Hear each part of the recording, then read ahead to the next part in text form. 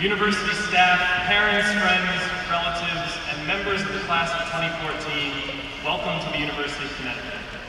My name is Tom Haggerty, and I am the president of the undergraduate student government. I would like to begin my speech by congratulating you. No, not for being accepted into UConn and surviving one of the largest and most competitive applicant pools in the history of the university. No. Rather, I would like to congratulate you for surviving freshman move-in. After anywhere from 4 to 48 hours of traveling, airport terminals, bumper-to-bumper traffic, turning around because you forgot something, taking the wrong turn, going to the wrong check-in location, lugging your clothing, books, and furniture up 3 flights of stairs, and possibly, quite possibly, communicating with your parents in a less than desirable tone, I would say you have at least earned an honorary degree and can pack it up and go home. However, the people in the platform party behind me usually prefer you complete a lengthier and more challenging curriculum before you leave.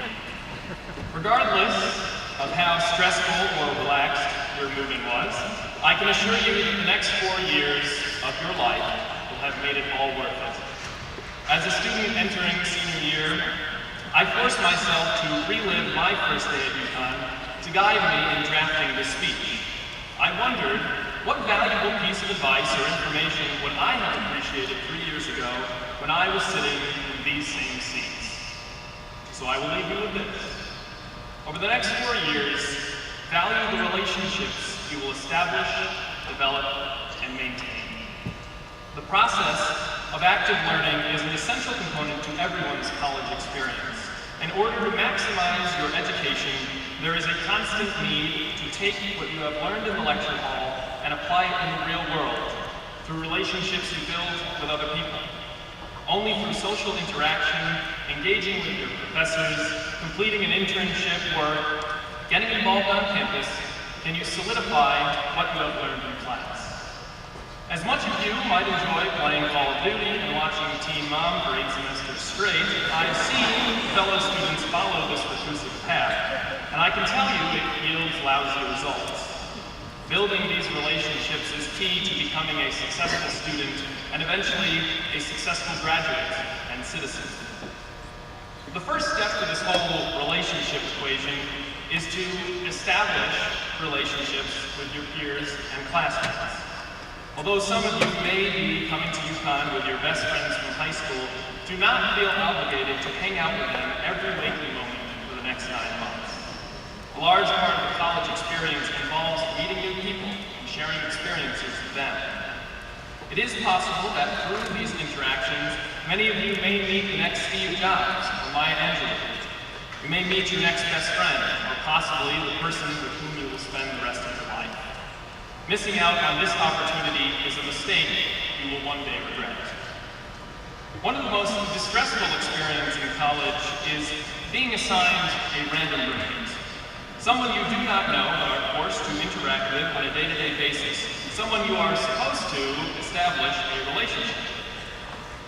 I remember going online after housing was assigned in August of 2007, only to find I was rooming with a Dugan Regan, spelled like Ronald Reagan.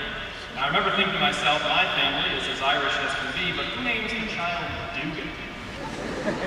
Dugan was quiet at first, but 3 days into living with him, I woke in the middle of the night to him yelling at me at the top of his bunker.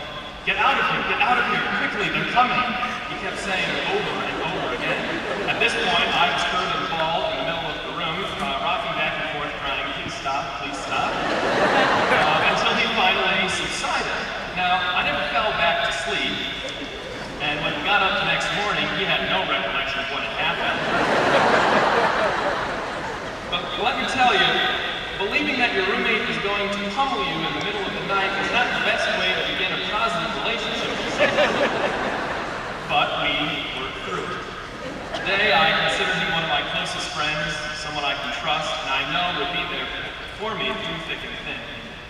Now, regardless of whether your roommate sleepwalks, or if he or she is a slob, or if they never stop talking to their significant other over the phone, get to know the person you'll be living with. Don't complain about their personality or their lifestyle. Instead, embrace their differences and celebrate the similarities you share. this is a diverse campus and an even more diverse world we live in. To accept everyone for who they are can be a challenge, but it will help you go far here and beyond. Now on to the next step. As a freshman, you will often be reminded that you are at UConn to first and foremost receive an education. As students, you should strive for academic excellence by not only attending class, completing all of your assignments in a timely fashion, and studying for exams, but you should develop relationships with the myriad of faculty members at your disposal. There are almost 16,000 undergraduates at this institution, but that should not stop you from actively having a conversation with a professor. Get to know your professor on a first-name basis. Don't be intimidated. And seek guidance if the subject matter is complicated or the coursework is overwhelming. There is nothing a professor appreciates more than a student's desire to learn. Lastly, I recommend you work on maintaining a positive relationship throughout college with those who care about you most, your family. Over the next couple weeks, you will be bogged down with schoolwork, extracurricular activities, and socializing with new friends that communicating with your family may seem tedious and bothersome. But it's part of the challenge that comes with adjusting to your new life. Mom and Dad will want to know how the transition is going. So don't just call home when you need something either. The last thing you want is for your parents to replace their home phone with an automated hotline in which you press 1 if you need a ride home. Press 2 if you are unsure if hand soap is an appropriate substitute for laundry detergent. Press 3 if you forgot the required power level and cook time to reheat a slice of pizza. If you require more money, please hang up and try your phone later. Instead, actually call your parents to check in. Share your successes and failures with them. Ask them for their advice in handling challenging situations. Talk about your anxieties. Share your hopes and dreams for the future. Don't forget to thank them. And lastly, assure that you still love them. These conversations alone will make the diaper changing, childhood screaming, incessant moaning, and the sheer cost of your college education suddenly worth it. At the same time, parents, it does not give you permission to friend your son or daughter on Facebook. God knows I need my own mother asking if the woman in every other photograph is my girlfriend, so rather be patient with us. Have faith that we are mature enough to call you on our own. Although we may not express it, we still need you. But if we don't call in by Thanksgiving break, we really did drop the ball, so. That's all the advice I have. Remember to establish, develop, and maintain relationships with those that matter most for the next 4 years and beyond. The rest is up to you to discover on your own. This is the moment you've all been waiting for, the main event. The time for you to define who you are as an individual. The University of Connecticut is an excellent tool to help shape who you'll become for the rest of your life. Embrace and celebrate this opportunity. Thank you, good luck, and go Huskies.